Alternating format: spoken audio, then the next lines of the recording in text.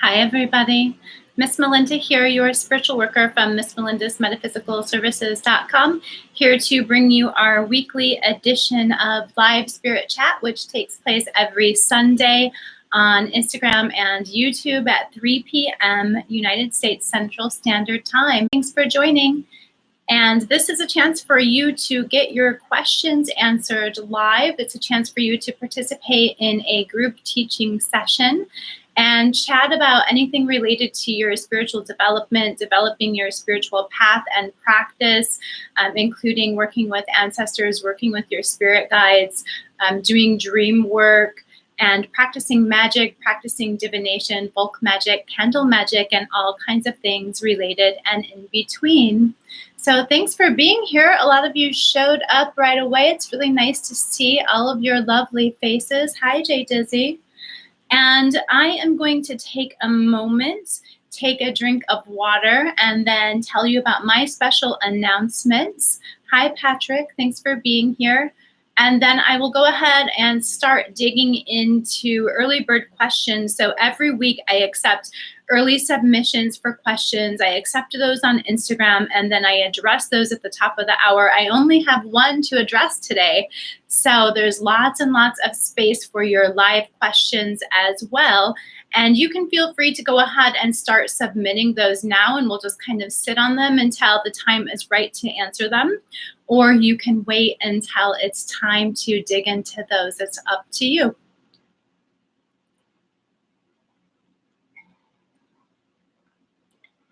So my special announcements, coming up on September 28th is the new moon. For the new moon, I am doing my third pro bono group spiritual service. This was the third service in a series of 3. Hi, King Sir Gabriel. Nice to see you here.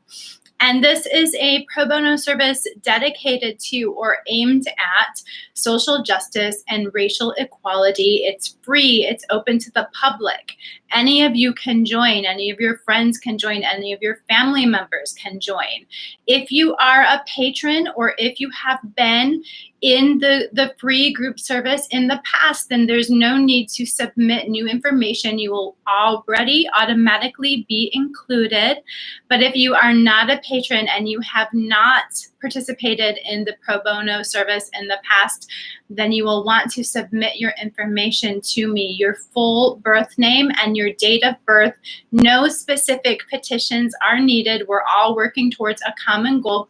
You can submit those to inquiries@missmelinda.com. That is an email address, inquiries@missmelinda.com, missmelinda.com.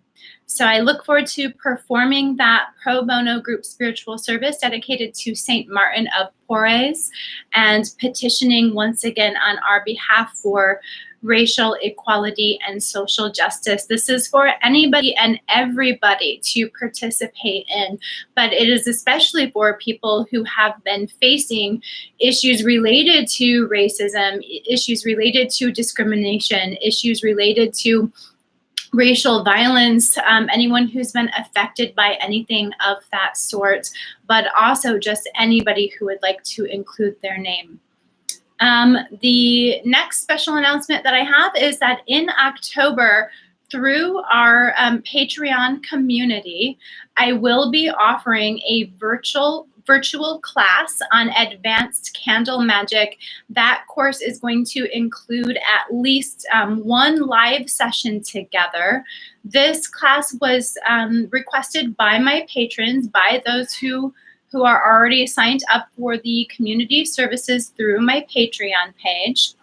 And what I have done is allow them to vote on what they most want and what they most need. And this was a highly requested class, so it's going to be really fun to teach. And if any of you would like to join this class on advanced candle magic, then you should join up for the Patreon group community, or the Patreon community and the group spiritual services before October 1st. And you will need to join at the Empress level and above. Those are my 2 announcements for today. So the first question that I have that was submitted through the early bird questions was, what can I do? It was a request for a candle spell or a candle service to support her husband who is going through surgery in November. And she does have a specific goal for the surgery, and it's for fertility. So the reason I bring that up is because the first thing that I would recommend is if you want to support any kind of health issue, any kind of healing, any kind of medical procedure, I do recommend honing in on the specific intentions or the specific goals related to that procedure or related to that health issue. And so hers is for fertility, so I'm going to recommend something specifically related to fertility. What I would do for this, and it's taking place in November, so I do want to talk about timing. For my personal experience and my perspective, I prefer to start something about 2 to 3 weeks before the actual event. Like if it's a big event that we want to support or that we want to promote success within, like a court case or a surgery or an interview or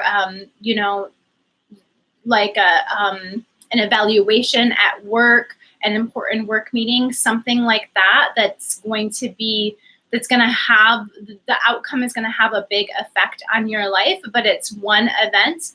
To support an event like that, I like to start 2 or 3 weeks in advance. And then if you can, sometimes 2 weeks is perfect, but sometimes we need that extra little bit of time. So I'm just saying 2 or 3 weeks.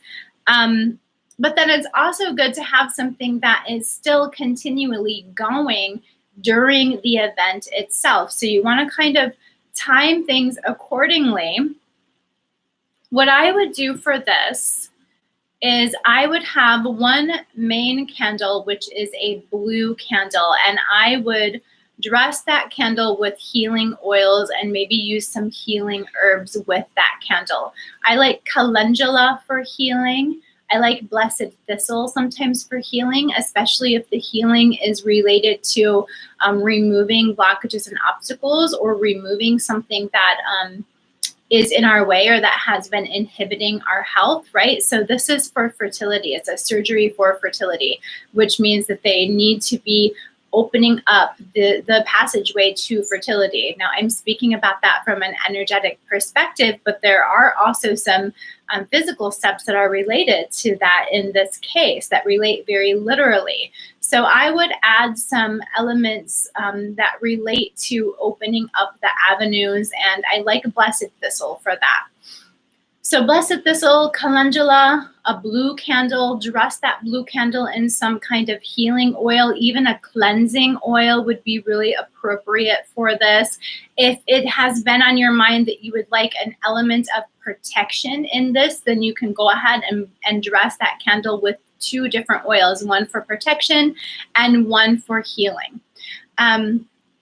And then I would actually use some support candles in addition to this main blue candle. So what that would look like for me is I would make the main candle a pillar candle, and then I would use some coach candles or some taper candles for support candles.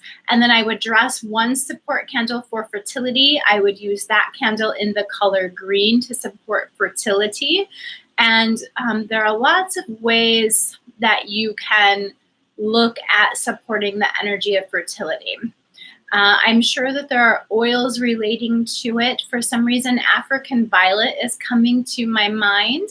Perhaps African violet would be a good oil to use to support fertility. That's kind of just coming to me intuitively.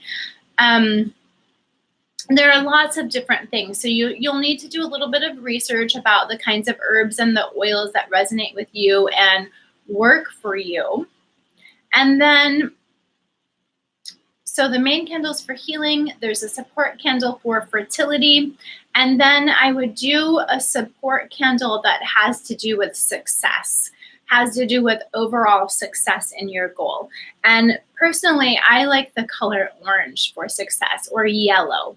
Golden colors are what I prefer for success. So then I would do another support candle in yellow or orange or gold even, and dress that with some success oil or some conquering oil to conquer the circumstances, to come out on top, to rise up above the circumstances and make progress in the situation. Start it 2 to 3 weeks ahead, and then if you can time it just perfectly, what I would recommend is that you burn this candle, all of these candles, for a small amount of time each day, like 10, 15 minutes, and meditate on or pray about or say some affirmations for this situation each day, each time that you burn these candles. And then if it, just kind of draw out the life of it so that you can still burn the rest of the candle completely down on the day of the actual surgery.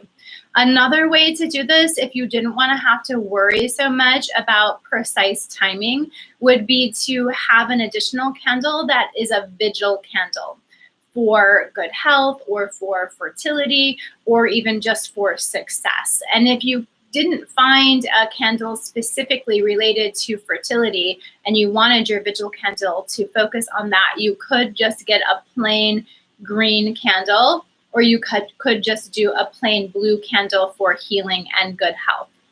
And if you have that vigil candle going, dress it with the same oils, use the same herbs. If you have it going throughout all of this, then you can maintain that during the surgery, and then you won't have to worry so much about the timing of the other candles.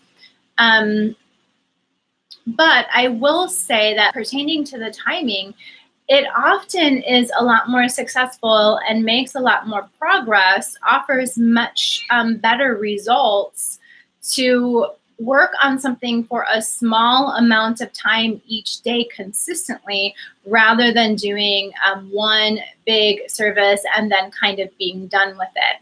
And this is definitely a situation where I would recommend some daily affirmations, or at least some daily reminders. And those candles could be a great reminder for you to continue to work on this a little bit each day, as well as offering you that extended energy and that extended spiritual support each day leading up to the surgery. So that is what I recommend there. I have a cat next to me that is driving me absolutely crazy. It's my 15-year-old cat, Mattia, and she acts like a kitten, and she just isn't very mature. And she is an attention hog, and when she wants your attention, she will just claw you, she will nibble you, she's clawing my leg, and she's meowing over here. So if you hear something and you see me moving around, I'm trying to keep her from bothering me too badly so I can concentrate on talking with you all. So that's it. I only had one early bird question submitted today. So I am totally ready to take your live questions. Please don't be shy. Please feel free to go ahead and submit your questions live. If you haven't been here before and you weren't here at the beginning of our session today, live spirit chats happen once a week on Sundays on Instagram and YouTube at United States Central Standard Time, 3 p.m. This is a chance for you to participate in a group teaching session and get your questions answered about developing your spiritual path, developing your spiritual practice and connection, and all kinds of things related and in between. So go ahead and throw your questions out, and I'll be happy to answer them to the best of my ability. Linda is asking me, would a ritual for adopting be the same as fertility? I would do some things a little bit differently in regard to adoption as opposed to or in comparison to fertility. And I would focus more on success, but I would also focus on a happy home, because what you're seeking for in the process of adoption is to create a home, to build a family, and to also have the energy and presence of a happy home, which is welcoming to the adopted child or baby, as well as welcoming to and favorable to the social workers, the people who have to inspect your home when you go through the whole adoption process, or the private adoption agency, to whoever, whatever bureaucracy you have to deal with when going through the adoption process. So I would do something both for success as well as for a happy home, with the overall intention of success and joyous, smooth adoption.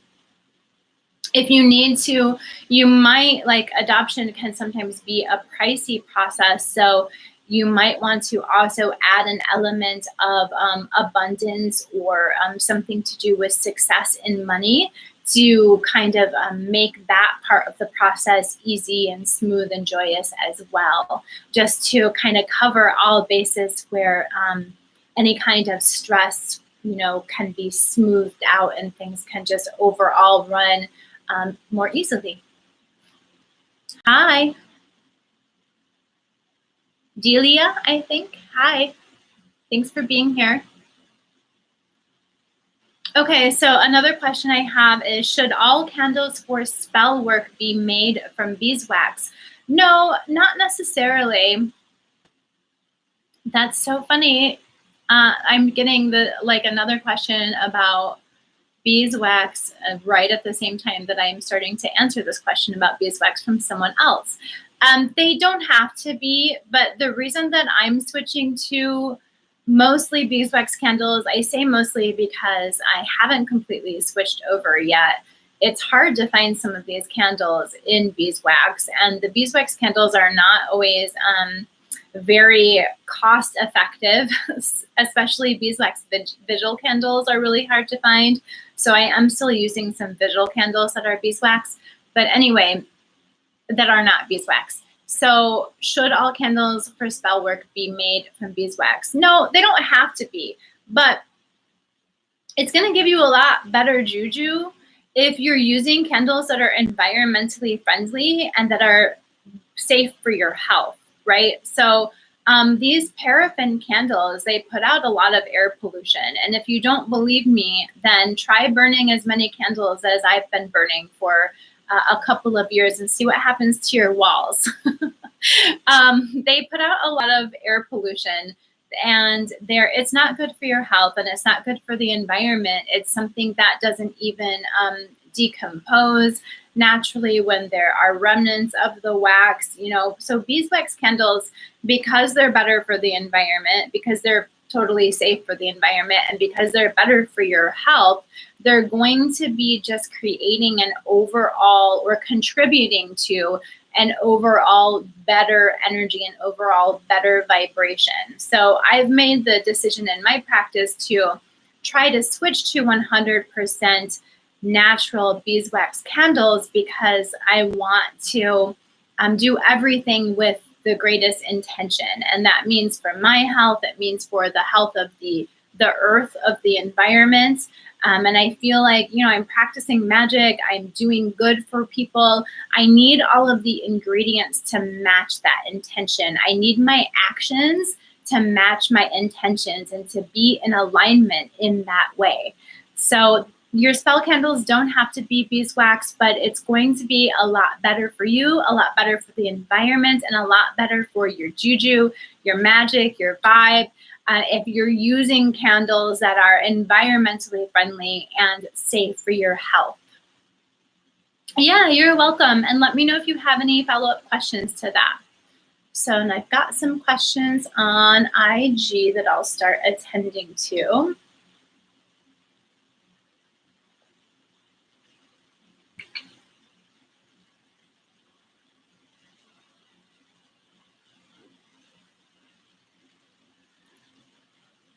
Yeah, so the other question about beeswax candles is, are natural beeswax candles equivalent to white candles? Yeah, definitely. So just like white candles, your basic white candle is going to be a clean slate in magic that you can apply any intention to.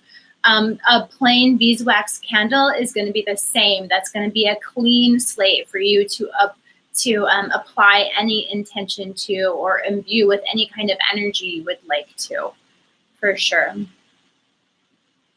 Hi. Hi, Bushy Hillbilly. Your names are always hilarious. What's a good sensual oil or come to me oil to make? So I'm not a super big expert in making oils. There are a lot of really traditional oil recipes out there that someone who does really traditional hoodoo or root work is going to most likely carry. And there is a classic come to me oil that, you know, is a famous recipe that probably dates back to the 1920s that we know of, but probably before that without written materials. And that's going to be a good bet for you. But what I recommend for that is that you find a practitioner or a maker of the oil who uses really good quality ingredients and doesn't use a lot of synthetics in order to make their oil or make their products look appealing or fancy. So you want to find someone who uses natural ingredients. For me personally, I make a fiery passion oil, which can also be used as a come to me or attraction oil. And one of the main ingredients that I love to put in an oil like that is cinnamon for the fiery passion. Cinnamon relates to fire, of course, but it also, cinnamon's the color red, so it also can be applied to love. I like to use it for fiery passion. Don't use cinnamon oil by itself. Don't just use essential oil of cinnamon because it will burn your skin. So it needs to be in a carrier oil. Other ingredients that I have in my personal blend of fiery passion oil are Lang Lang for balancing the watery and the passion energies and for thinking about union and coming together, two halves coming together. And then I also use lemon zest and rose petals and rose oil, and those are just some of the ingredients in my personal recipe. But if you start with those ingredients for a come to me oil, that's a really good foundation. You'll want to add something for attraction, for attracting the love to you or attracting the person to you. And there's lots of different ways that you can do that, but one way would be to add some magnetic sand, or even to add a piece of lodestone, a piece of two halves of lodestone, or two baby lodestones, the male and the female lodestones in that oil. So do a little bit of research about that. That's a really good starting place to build a really nice oil for yourself. Do you have to burn your divination candles every day to manifest? So I don't totally know what you mean by divination candles. When I'm burning a divination candle, then I would be using that candle to assist me with divination. And no, you don't actually have to burn that every day in order for it to manifest. But alternately, if you wanted something to assist you with your divination, you could have some ongoing candles or one candle that you replace that you burn just when you are performing divination, right? So there's a couple of different ways to look at that, or you could do a ritual or a spell or a working to assist you with overall development of your divination. And that would just be one thing that's kind of, you do it once and it's done. And then later on, if you feel like you need to repeat it, you would then repeat it. But it doesn't have to burn every day, and it really depends on your intention. So the two things I've outlined there is that if you just want some ongoing support with your divination, then you may have a candle that you burn each time that you practice your divination. But if you wanted to do something bigger to actually address the growth and development of your abilities, then that is something that's like once and done, unless you decide to repeat it. If you wanted to repeat it, you could repeat it every month on the full moon. That's the perfect time to focus on divination. Okay, So no other questions at the moment, but do not be shy. Please do submit your questions. I'm happy to answer them to the best of my ability.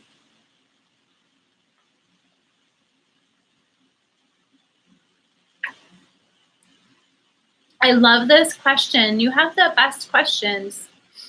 I mean, all the questions are good, don't get me wrong. So this question is, can we put intention into foods before ingesting? Like if we eat carrots with the intention of healing our sacral chakra, would that work? Yeah, totally. Yeah. And actually, that's a really old form of folk magic that people used to focus on a lot more back in the day, and that a lot of people have kind of gotten out of the practice of. Putting intentions into your food is a great way to perform magic. One of my favorite things is putting in, like when you're focusing on abundance or prosperity, putting that intention into greens, putting that intention into green and fertile foods, foods that are abundant, and then focusing on eating a lot of greens and focusing on that abundance and prosperity every time that you do it. But I like what you're talking about too, because you're also saying, you're also putting an element of color therapy in there, which, you know, I suppose I was too by talking about eating greens. But yeah, I would definitely, I like the carrots related to your sacral chakra. That would be amazing. Yeah, that's a really great form of magic that was really prevalent among folk magic practitioners and even root workers in general back in the day, but that people have kind of gotten out of the habit of. One thing that I like, something that my friend and I, Irene, she used to run a business called Urban Folk. She and I taught a class on love magic that was specifically aimed at passion in love. And within that class, what we taught was the layering of folk magic. So that's when you have actions in several different areas of your life that assist with layering that energy and bringing it to one larger culmination to increase the energy and increase the power behind your intention. And one of the things that is really great for layering is actually ingesting something. In addition to your other magic or your other charms or whatever it is that you may want to do. So what I would recommend is that if you want to make your magic especially powerful and you want several different ways to hone in on your intention and remind yourself of this intention throughout your daily life, add in some elements of eating, add in some elements of kitchen witchery is one term that we could apply to this, but add in some elements of placing intention and energy into your food. For example, in our class, we made a syrup, an aphrodisiac syrup, and that was our element of ingesting that magic for the purpose of layering the magic and layering the intentions throughout your life. So yeah, great question, and definitely something I would recommend.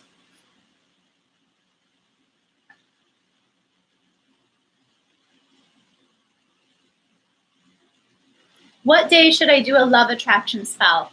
Fridays. Fridays are the days for love.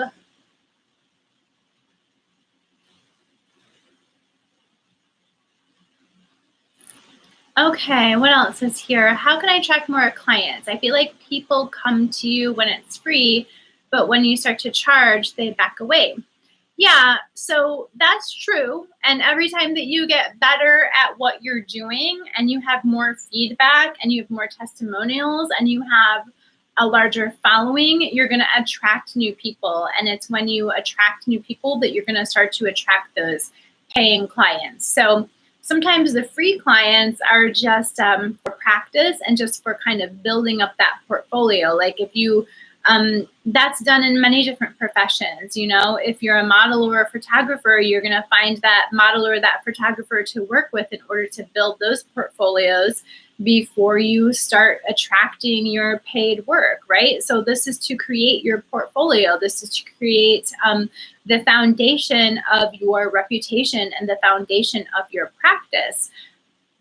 There's lots of different ways that we could look at how to attract new clients and how to attract paying clients. But I recommend that you start with your spiritual practice or your spiritual foundation. Start praying to the divine universe or to source or to the divine mother, and ask that the universe presents you with the clients who are aligned with you, meaning the clients who are most going to benefit from what you have to offer, the clients that are going to be joyous for you to work with, and the clients that are going to pay you what you deserve. And ask the divine universe to show you what to do so that you are taking the appropriate steps to attract those clients. And don't fret, because in the beginning of a business, everyone goes through these ups and downs. And as you continue to get better, as you start to charge, and as you start to increase your prices, you are going to lose some of your other clients. But have faith, because that void is going to be filled, and it's going to be filled with the clients who now match your energy. Your energy is going to keep changing as you keep progressing, and you're going to continue to attract the clients who are matching that energy. In other words, the clients who are matching your skill as well. It'll come.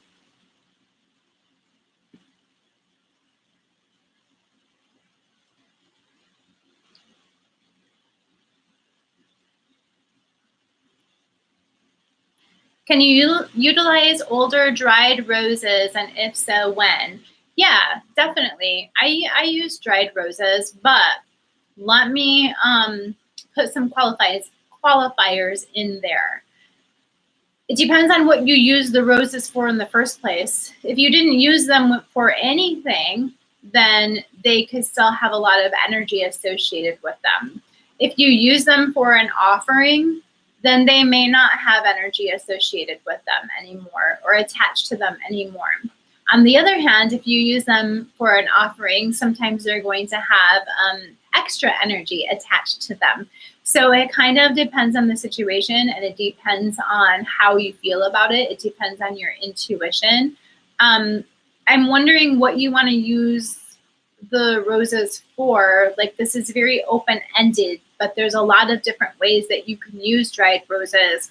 For instance, when I have roses that I know don't have additives in them, don't have preservatives, don't have pesticides, have not been sprayed with anything, I use those dried roses to add to my love powders, because for my candle services, I make my own conjure powders. And roses are one of my ingredients in some of my love powders. So that's one way that I would use them. There's lots of other ways. Maybe you want to make your own rose water. So you could just put those in a quart jar and then pour some boiling water over the top of them, put the lid on and let them sit overnight. And then you could use that rose water for all kinds of things. You could put it in a spray bottle, use it to spray yourself to assist with attracting love, or to assist with raising your vibrations, just kind of giving you a mood uplift. You could put it in a floor wash. You could do a lot of things with that. So just make sure that your roses are coming from a reputable source. They haven't been sprayed with preservatives. They don't have pesticides. They don't have harmful chemicals on them. And if you know that for sure, then go ahead and use your dried roses. My favorite saint or deity for surgeons is going to be Saint Lazarus, and not because he's specifically associated with surgeons, which Saint Martin of Porres is also associated with surgeons, so he would be my number 2. He is specifically associated with surgeons, so he would be my number 2. But St. Lazarus is my favorite for anything to do with medical procedures, the medical industry, hospitals, medical bureaucracy. I like him because he is a walker between the worlds. He was, died and resurrected. He's somebody who knows what it is to transcend, to transform. And he's someone who can really help with this kind of transformation, as well as being associated with assisting people with a medical bureaucracy. So you can petition him for the whole overall situation, not just assisting with healing and assisting with the surgery going smoothly, but you can also petition him to assist with dealing with the insurance company, dealing with the bureaucracy of the hospital or the medical industry, assisting with all of that going smoothly. So I love St. Lazarus. I do want to say that the way that St. Lazarus is worked with in folk traditions is actually one St. Lazarus that is a combination or conglomeration of the two St. Lazaruses. So it's St. Lazarus of Bethany and the other St. Lazarus. And, so when I'm speaking about him, I'm speaking about him as a whole with the two kind of synchronized together. It's not historically accurate, but it's the way that he has come to be known in folk magic, and it's the way that I now relate to him.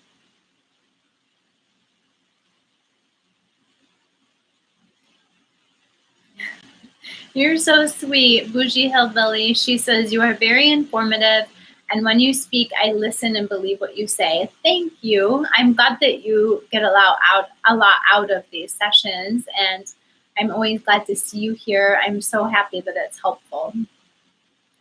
All right, what's going on over here? You're welcome, Yadi.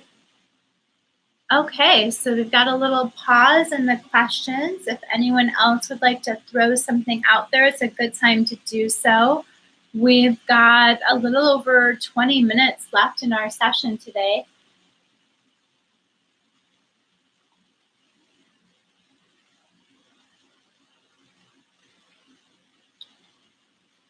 I want to say, if you all are not signed up for my mailing list, I would encourage you to do so. On my mailing list, you get a monthly mystic message where you're going to learn a lot about my personal spiritual practices, my personal spiritual habits, and you're going to learn a lot about how to implement new ideas and new techniques into your spiritual practice and your spiritual habits by kind of reading a little bit about mine.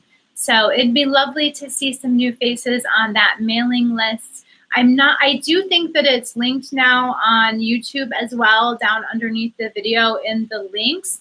And then on Instagram, you can find a link to sign up for monthly mystic messages in the link in my bio. What's the one question that I didn't get to?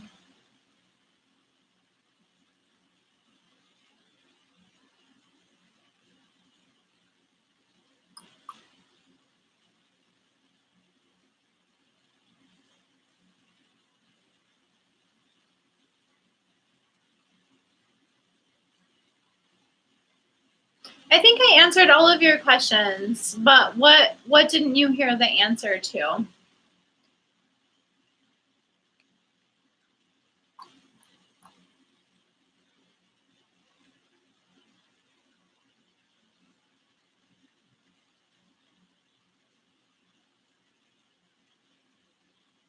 So I talked about beeswax candles. I talked about sensual oil or come to me oil. I talked about divination candles. I talked about the best day to do a love attraction spell. Dried roses. Saint for surgery and surgeons. Yeah.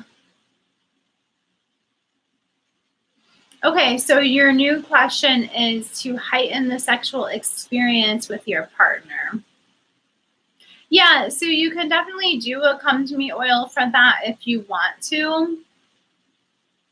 I like to do passion spells for that, a spell to increase passion. And a lot of the ingredients that I talked about with the fiery passion oil could apply to a candle working to increase passion. Like I would definitely use cinnamon. Cinnamon is a go-to of mine for passion. And you could think about that with other fiery elements as well. You know, passion relates to the energy of fire. So other things would be like citrus. Lemon works well for love and for fiery energy. So lemon zest, just like I mentioned in the fiery passion oil, clove, cardamom, these kinds of things. So, you know, what I would really recommend more than a spell for increasing and heightening the sexual experience would be that you actually practice some mindfulness and some meditation. Don't be thrown by the word meditation. Meditation applies to lots of different types of mental activities. There's lots of different kinds of meditation. So what I'm specifically talking about in this situation is to apply some mindfulness techniques to the sexual experience. Work on slowing down, being in the moment, focusing wholly on the person, being present with them, looking into their eyes, and really doing some mindfulness techniques where you're paying really close attention to what every sensation feels like, to exactly what you're doing in the here and now, to all of your senses, right? Your sense of smell, your sense of touch, your sense of hearing, your sense of sight, where you're just being really present with all of your senses, slowing down, really connecting to them on a soulful level and making it a spiritual experience. That's what I would recommend to heighten the sexual experience. And if you want to use, you know, some oils and some candles, then that would be great too. You can even light a candle for passion in your bedroom. You can make it a whole experience. You can change the lighting. You can use some aromatherapy with like some cinnamon and some rose on the bed. You can bring some flowers in there, you know. I feel like I'm talking about romance one-on-one, but I'm actually talking about using magic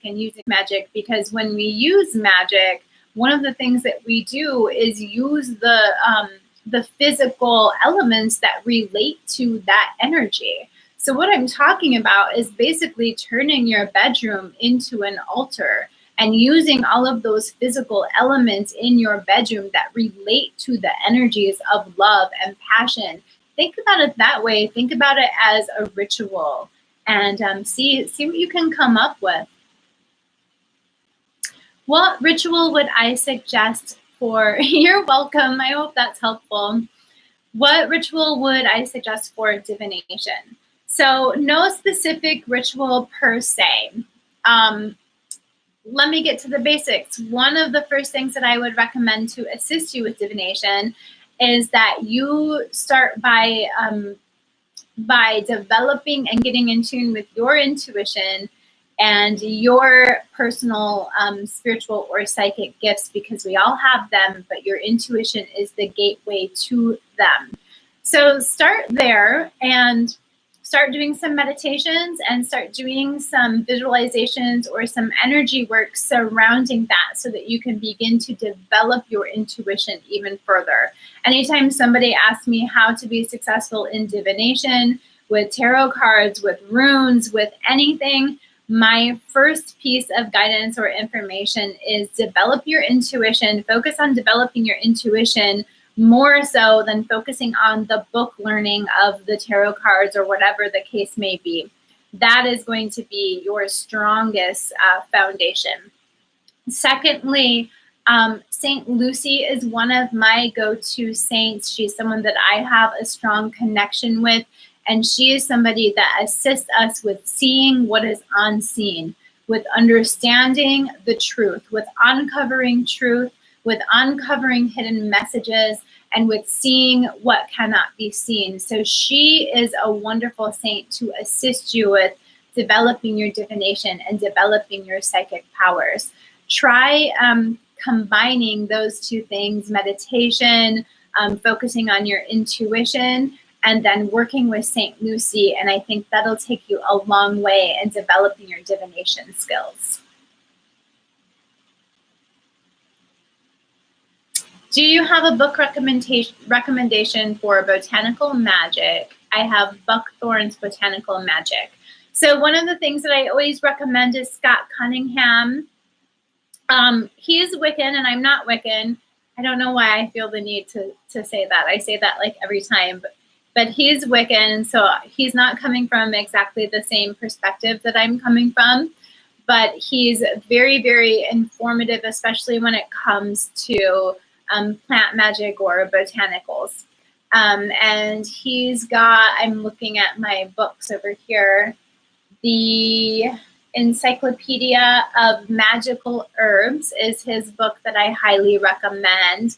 And then there's also a Kat Ironwood book on botanicals in hoodoo, and I don't remember the title off of the top of my head. It's an encyclopedia, and it's highly informative, so go ahead and look up that book. Okay. Also, I really like Judika Illes. I believe her last name is pronounced Illes. I used to always say Isles.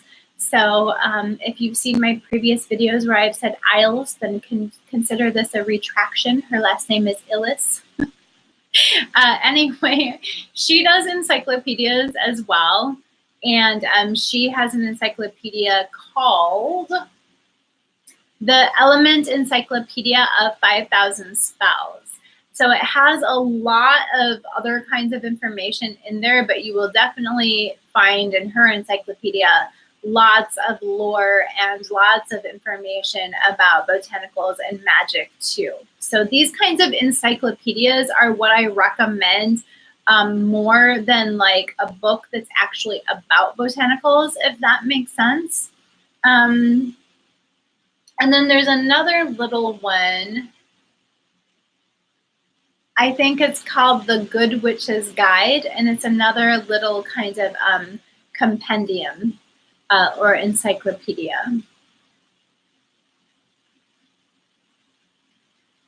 Does gossip or talk with misleading info about someone negatively affect the person being talked about? Is there a spell that can reset the image someone has of you that is false?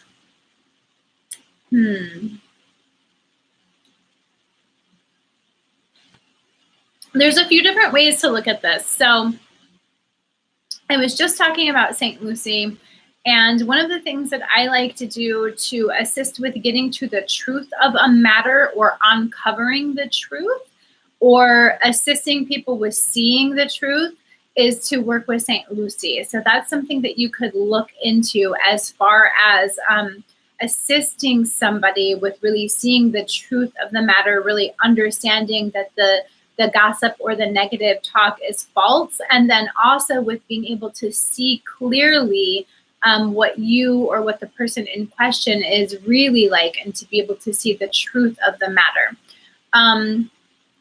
As far as reversing things, I would take this approach rather than reversing things. Reversals are better for when someone has actually sent energy or ill intentions to you. Now, if somebody is talking badly about you, then they may have ill intentions towards you, and they may be directly or indirectly sending those ill intentions or ill wishes or ill thoughts towards you through all of this behavior or through all of this action. So a reversal could also be good, and I would just do a simple reversal with a vigil candle for reversing in this situation. You could even do a reversal in a St. Lucy side by side.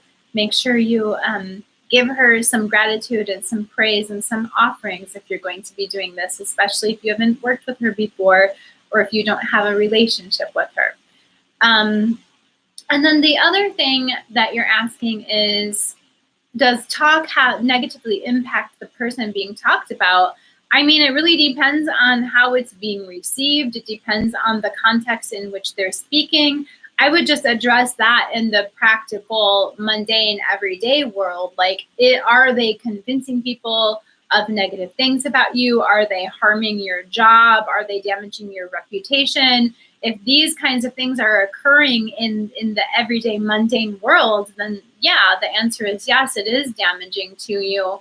And what I would do is either a tapa boca, which is a shut up candle, or I may do a banish and bind to, it doesn't really stop their actions. We can't control somebody to that extent, or from my perspective, I don't try to control somebody. You can't change who they are anyway. So we're not focusing on preventing them from talking about you. What we would focus on would be preventing their actions from having harmful effects on your life.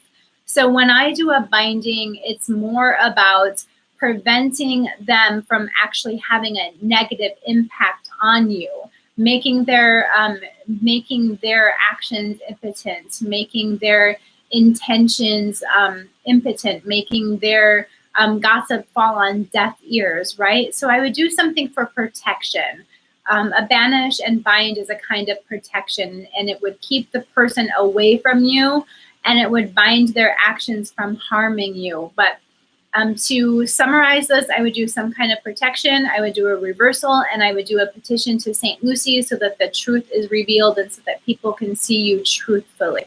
That's how I would handle a situation like that. And you could even just keep it simple and do 3 vigil candles side by side.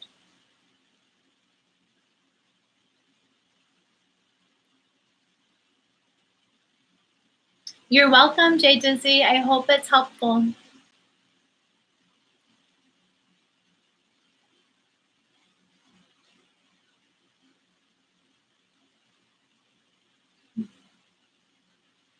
If nobody else, let's see. Yeah, you're welcome. I hope the information is helpful. And I think I'm going to go ahead and bring this session to a close. It's been lovely to chat with all of you today. Thank you for being here. Thank you for your excellent questions. Really good talk today. I really appreciate it. I always look forward to these sessions together. So go ahead and set yourself a reminder next Sunday, 3 p.m. United States Central Standard Time on YouTube and Instagram. And remember, if you're following me on Instagram, you also have an opportunity to submit early bird questions. That way, if you want your questions to be anonymous, they can be anonymous.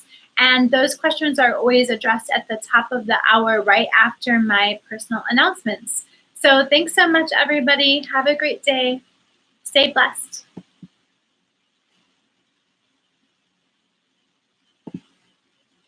Thanks.